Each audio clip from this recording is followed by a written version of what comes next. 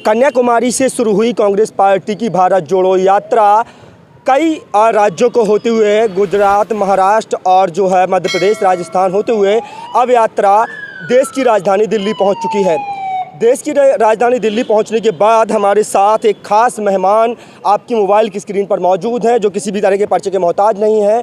हमारे साथ कांग्रेस पार्टी के वरिष्ठ नेता मणिशंकर अय्यर जी हैं। सबसे पहले मणिशंकर अय्यर जी, आपका बहुत बहुत स्वागत है। इनायत आपकी बहुत बहुत शुक्रिया। और पहला सवाल यही रहेगा कि अब कांग्रेस पार्टी की जो भारत जोड़ो यात्रा है वो पूरे देश में निकल रही है। कन्याकुमारी से शुरू हुई ये भारत जोड़ो यात्रा कश्मीर तक पहुंचने वाली है, दिल्ली पहुंच गई है। क्या लग रहा है, इस तरह से भारत जुड़ रहा है?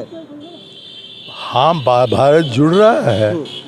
हर जगह हम देख रहे हैं कि आम जनता आ रही है, जुड़ रही है, प्यार और मोहब्बत का माहौल है।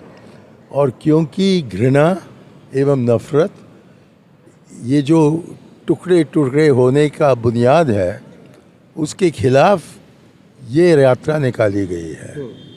और जैसा कि ये यात्रा बढ़ते जाती है, वैसे लोग जो कि अपने को बिखरे हुए समझ रहे थे, अब जान रहे हैं कि हम जुड़ गए हैं, कि एक ही भारत है, कि हमारे यहाँ एक ही धर्म है जिसको हम सेक्युलरिज्म कहते हैं। आस्थे अलग अलग हो सकते हैं, लेकिन धर्म तो एक ही है कि हम एक दूसरे का कदर करें और ये भी समझ लें कि गरीबी को हमें हटाना है, कि जो अंतर आ गया है बहुत ज़्यादा अमीरों और गरीबों के बीच में, वहाँ एक पुल बनाने की आवश्यकता है। और कि देश को एक समझते हुए हमें आगे बढ़ना है, नहीं तो देश बिखर जाएगा जात के आधार पर, पंथ के आधार पर, भाषा के आधार पर। और जितने भी बुरे चीज़ अभी मौजूदा सरकार कर रही है, उसको ख़त्म करने के लिए ये यात्रा है।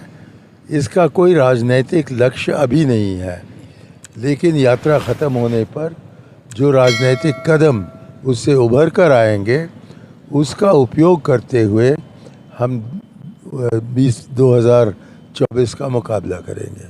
राहुल गांधी जी ने अलवर में अपने भाषण के दौरान कहा कि मैं नफ़रत के बाज़ार में मोहब्बत की दुकान खोलने आया हूं। तो क्या लग रहा है कि देश में नफ़रत का जो माहौल है, उसमें मोहब्बत की दुकान कितना कारगर सिद्ध होगी? आप इनसे पूछिए, ये क्यों चल रहे हैं। मोहब्बत का जो दुकान है, उसी के खोज में निकल रहे हैं। और निकल रहे हैं क्योंकि नफ़रत बहुत फैला गया है। और समय आ गया है कि हम सब भारतीय उठकर कहें कि बस काफ़ी हो गया है। अब हमें मोहब्बत एक दूसरे से करने की आवश्यकता है। नफ़रत की कोई जगह नहीं है आधुनिक भारत में। कांग्रेस पार्टी के राष्ट्रीय अध्यक्ष मल्लिकार्जुन खड़गे का बयान आता है। वो कहते हैं कि कांग्रेस पार्टी के नेताओं का इतिहास रहा है, देश के लिए कुर्बानियां दी हैं, लेकिन भारतीय जनता पार्टी अपना इतिहास बताए। उनकी तरफ से जो शब्दों का चयन किया गया, क्या उसको कितना सही मानते हैं? उन्होंने बीजेपी से सवाल किया है, आप उनसे जवाब लीजिए। मैं तो खड़गे साहब के साथ हूँ, मैं तो उन्हीं के पार्टी का हूँ। और ये तो हम कहते आ रहे हैं अरसों से कि बीजेपी और ये जो बीजेपी से जुड़े हुए लोग हैं, इस संघ परिवार का योगदान क्या रहा हमारे आज़ादी की लड़ाई में? कुछ नहीं। उनके तरफ से अंग्रेज़ों की चापलूसी हो रही थी और देश को तोड़ रहे थे धर्म के आधार पर। और हम ही ने आज़ादी पाई हमारे देश के लिए, और अब हमारे लोगों को, हमारे नेतागण को चोरी करने में लगे हुए हैं। मणिशंकर जी का एक परिचय और है कि देश के प्रधानमंत्री नरेंद्र मोदी को लेकर के विवादास्पद टिप्पणी के बाद सबसे ज़्यादा आप सुर्खियों में आए। आपकी वो टिप्पणी, क्या उस पर कोई पछतावा है आपको? छोड़ो कल की बातें, कल की बात पुरानी। तो मणिशंकर अय्यर जी हैं और सवाल लेंगे। सवाल मेरा ये है कि जिस तरह से कई दिन हो गए हैं, कई जो है किलोमीटर का सफ़र करके राहुल गांधी अब कश्मीर की तरफ बढ़ रहे हैं, लगातार जो है उनको पीएम मटेरियल के तौर पर देखा जा रहा है कि 2024 में राहुल गांधी पीएम मटेरियल के तौर पर देखे जा रहे हैं। क्या लग रहा है 2024 की राहें कितनी मुश्किल और कितनी आसान नज़र आती हैं?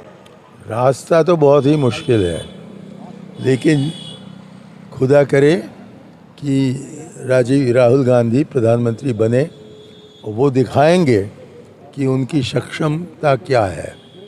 और अभी उन्होंने दिखा दिया है कि वो किसी के बेटे ही नहीं हैं, वो तो इस देश के नेता हैं और आम जनता मान रही है।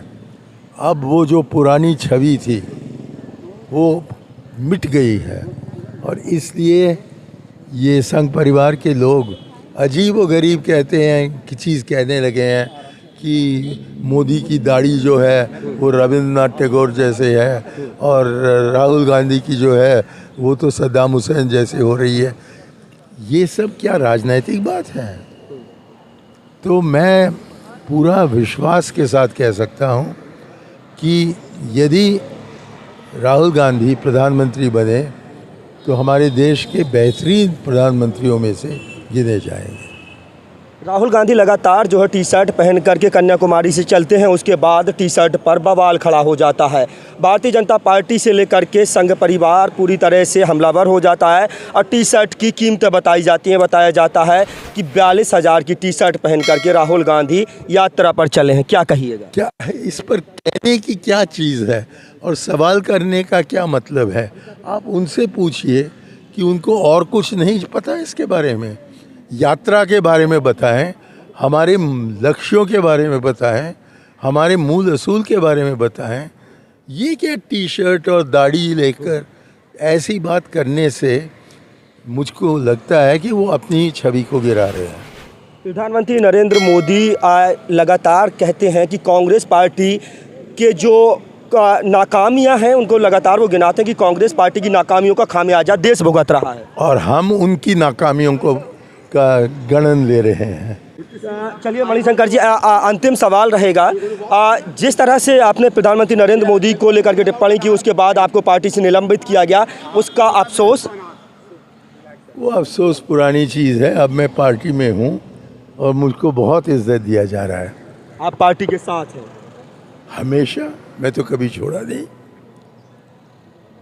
अंतिम सवाल रहेगा कि दर्शकों को क्या संदेश दीजिएगा? भारत जोड़ो, और क्या संदेश दे सकते हैं इस समय। चलिए, हमारे साथ मणिशंकर अय्यर जी थे। मणिशंकर अय्यर जी के अगर हम परिचय बता दें तो सबसे पहले प्रधानमंत्री नरेंद्र मोदी को लेकर के जो विवादास्पद टिप्पणी की गई थी उसी को लेकर सबसे पहले चर्चा में आए, सुर्खियों में आए। कांग्रेस पार्टी के वरिष्ठ नेता हैं और यहाँ से भारत जोड़ो यात्रा निकल रही है। दिल्ली में खड़े होकर के भारत जोड़ो यात्रा का इस्तकबाल कर रहे हैं, साथ में उनका परिवार है। और प्रधानमंत्री नरेंद्र मोदी को लेकर के जो टिप्पणी की गई उसके बाद सबसे पहले मणिशंकर अय्यर का नाम लगातार गूगल की लिस्ट में लेकर के लोगों ने सर्च करना शुरू किया, हमें मिल गए और उसके बाद हमने तमाम जो है सवाल लिए। तमाम सवालों का उन्होंने अपनी बेबाकी से जवाब दिया। आप लोगों की क्या राय है? कमेंट बॉक्स में अपनी राय देना ना भूलें। अपने साथी कैमरा पर्सन सुमित यादव के साथ इमरान मंसूरी की रिपोर्ट। नमस्कार।